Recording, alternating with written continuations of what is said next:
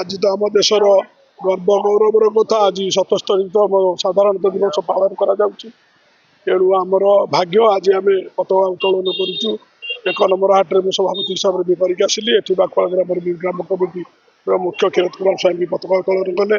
तेणु बांकुआल ग्राम गोटे ग्राम कमिटी जहाँ आखपाख अंचल समस्ते भी स्वीकृत कर धन्यवाद दौरान। एणु आज आमर प्रत्येक वर्ष भाई साधारणतः दिवस आज पालन कर 500 रु अधिक शिशु पिला मिष्टान बंटन करागला शिक्षक शिक्षयित्री को उत्तर दिगला।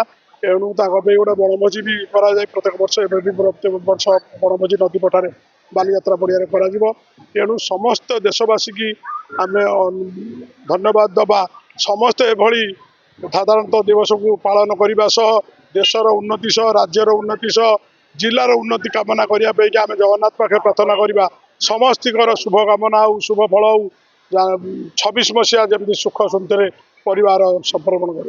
भाई देखिए आपण ग्राम बांकुआल ग्राम प्रत्येक वर्ष बड़ धूमधाम स्वाधीनता दिवस प्रत्येक ग्राम आवश्यकता रही निश्चय प्रत्येक ग्राम हवा दरकार प्रत्येक ग्राम ग्राम कमिटी हवा दरकार सरकार पाखु से गोटे मेसेज दबा दरकार आम समस्ते भारतीय ओडिशा देश प्रदेश आम गोटे नागरिक समस्त अधिकार अच्छी कथा कहूँ। तेणु आम समस्ते मिलित होती आम सबु ग्राम ग्राम कमिटी अनुष्ठान गाँ केमी एकत्र हो निश्चय सरकार पाखे पहुँचे पारते सरकार निश्चय ए सहयोग करते आ सरकार आमको प्रोत्साहन करने निश्चय कार्य करेंगे। ये गोटे निरा परंपरा जो परंपरा जदि प्रत्येक ग्राम्य कमिटी ये करते ताले जातीयतावाद एवं भाईचारार मनोभाव निश्चित